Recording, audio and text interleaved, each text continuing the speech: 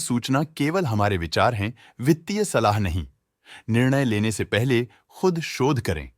किसी भी लाभ या हानि के लिए हम उत्तरदायी नहीं हैं।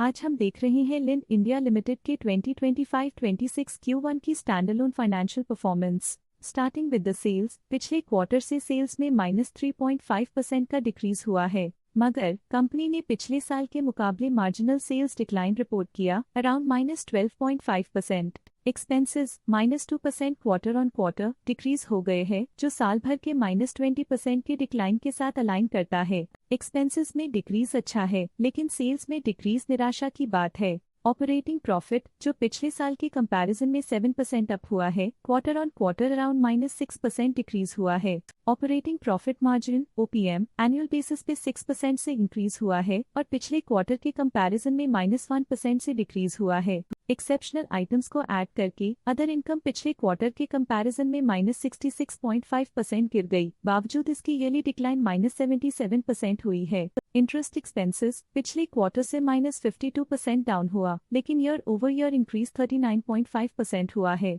डिप्रिशिएशन कॉस्ट में 1% का क्लाइम देखने को मिला और ईयरली बेसिस पे 9% का इंक्रीज देखा गया। Profit before tax annually -5% decrease हुआ, लेकिन प्रोसीडिंग क्वार्टर से -11.5% डिक्रीज हुआ है। इस साल कंपनी ने 25.5% टैक्स पे किया और क्वार्टरली कंपनी ने 26% टैक्स पे किया है। नेट प्रॉफिट ने ईयर ऑन ईयर -6% का डिक्लाइन दिखाया, लेकिन लास्ट क्वार्टर से -11% का कंट्रैक्शन हुआ है। इस क्वार्टर के दौरान कंपनी का परफॉर्मेंस इतना अच्छा नहीं रहा। नेगेटिव नेट प्रॉफिट लॉसेस को इंडिकेट करता है। वहीं अगर एनुअल एनालिसिस की बात करें तो साल के दौरान कंपनी का परफॉर्मेंस अच्छा नहीं रहा। नेगेटिव नेट प्रॉफिट का मतलब है कि कंपनी प्रॉफिट के कंपैरिजन में नुकसान उठा रही है। अर्निंग्स पर शेयर EPS में ईयरली -6% का डिक्रीज देखा गया, लेकिन क्वार्टरली में 11% की गिरावट भी नजर आई। इस क्वार्टर में कंपनी का EPS इतना अच्छा नहीं रहा। नेगेटिव प्रॉफिट कमजोर एफिशिएंसी को दिखाता है। लिंड इंडिया लिमिटेड के फाइनेंशियल स्नैपशॉट को रिव्यू करते हुए कुछ मुख्य ट्रेंड्स सामने आए हैं, जो कंपनी की परफॉर्मेंस पे रोशनी डालते हैं।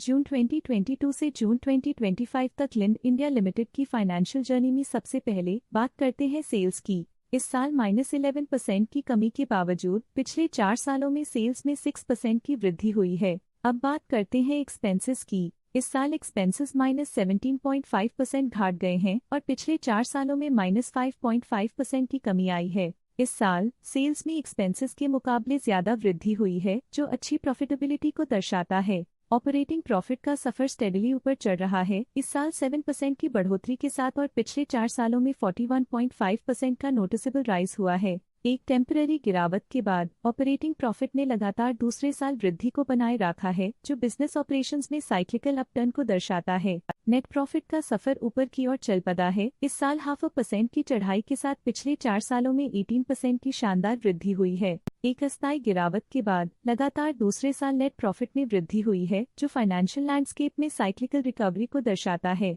EPS के लिए रास्ता कठिन रहा है, इस साल EPS -26.5% डिक्रीज हुआ और पिछले 4 सालों में कुल मिलाकर -13.5% की गिरावट हुई है। चलिए अब बात करते हैं शेयर होल्डिंग पैटर्न की। लिंड इंडिया की शेयर होल्डिंग रिपोर्ट्स कुछ इस प्रकार की हैं, जो अननोन 2025 के तक चलता है। ये रिपोर्ट कंपनी के शेयर्स की डिटेल्ड जानकारी देता है, जिसमें promoters, promoter groups, foreign investors, public investors और सरकारी एंटिटीज शामिल हैं।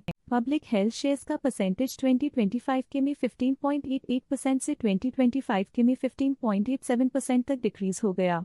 इस डिक्रीज से साफ है कि इस टाइम पीरियड में कंपनी में पब्लिक का हिस्सा डिक्रीज हुआ है। जब कंपनी के शेयर्स का अधिकतम हिस्सा प्रमोटर्स, FII, DII या गवर्नमेंट के पास होता है, तब ये माना जाता है कि कंपनी मजबूत हाथों में है, जो स्थिरता और मजबूत समर्थन को दर्शाता है और इस मार्केट की स्थिरता बनी रहती है। DII, डोमेस्टिक इंस्टीट्यूशनल इन्वेस्टर्स, ने अपना शेयर होल्डिंग 2025 में 6.49% से 2025 में 6.62% तक इंक्रीज किया। ये बताता है कि डोमेस्टिक इंस्टीट्यूशंस ने कंपनी में अपना इंटरेस्ट 0.13% तक इंक्रीज किया है। फॉरेन इंस्टीट्यूशनल इन्वेस्टर्स की शेयर होल्डिंग में थोड़ा डिक्रीज आया 2025 के से 2025 के में, जो दिखाता है कि फॉरेन इंस्टीट्यूशंस ने अपने स्टेक को क्वार्टर टू क्वार्टर -0.12 से डिक्रीज किया है, जिसे पता चलता है कि उन्होंने अपनी इन्वेस्टमेंट्स को पुल बैक किया है। ये था कंपनी का करंट शेयर होल्डिंग पैटर्न। आज के लिए फाइनेंशियल सेक्टर में इतना ही। देखने के लिए धन्यवाद। स्टॉक लेटेस्ट न्यूज अपडेट के लिए चैनल को सब्सक्राइब करें और वीडियो को लाइक एंड शेयर करें।